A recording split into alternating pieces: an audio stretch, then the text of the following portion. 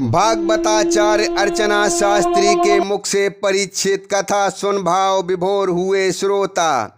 भागवताचार्य अर्चना शास्त्री ने भ्रूण व बाल हत्या पर जताई चिंता। समाचार सविस्तार।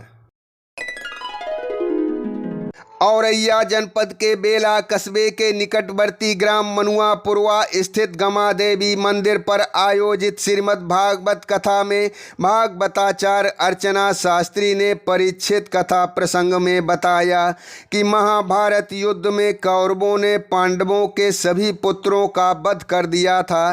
तब उनका एकमात्र वंशधर अर्जुन के पुत्र अभिमन्यु की पत्नी उत्तरा के गर्भ में पल रहा था। पांडव वंश खत्म करने के लिए अश्वत्थामा ने उस गर्भस्थ बालक पर ब्रह्मास्त्र का प्रयोग किया। तब भगवान श्री कृष्ण ने गर्भ में प्रवेश कर बालक की रक्षा की।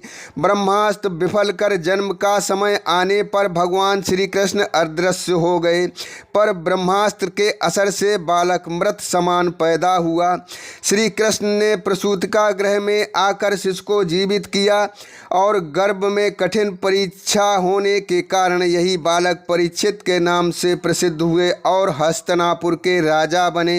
उन्होंने बताया कि एक बार राजा परीक्षित आखेट हेतु बन गए थे। प्यास से व्याकुल होकर वे श्रृंगी ऋषि के आश्रम पहुँचे। वहाँ समीक ऋषि ब्रह्मलीन थे। पानी के लिए ध्यान भंग करने पर भी ऋषि नहीं बोले तो क्रोधित होकर परीक्षित ने उनके गले में मरा सांप डाल दिया। ऋषि पुत्र ने यह देखकर परीक्षित को 7 दिनों में तक्षक नाग के काटने से मृत्यु का शाप दिया। इसी शाप से मुक्ति के लिए परीक्षित ने सुखदेव जी से 7 दिन कथा सुनी और कल्याण हुआ। श्रीमद् भागवत कथा प्रसंग में सामाजिक संदेश देते हुए भागवताचार्य अर्चना शास्त्री ने कहा कि भ्रूण और बाल हत्या से बड़ा कोई पाप नहीं है। कौरवों ने पांडव पुत्रों की निरीह हत्या की, इसलिए उनका विनाश हुआ।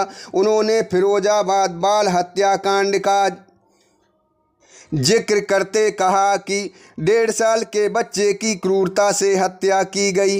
ये युग कहाँ जा रहा है? भाई भाई को सता रहा है, अन्याय चरम पर है। श्रीमद् भागवत कथा प्रवक्ता आयोजकों श्रोताओं को शाश्वत शुभकामनाओं के साथ संपादक घनश्याम सिंह।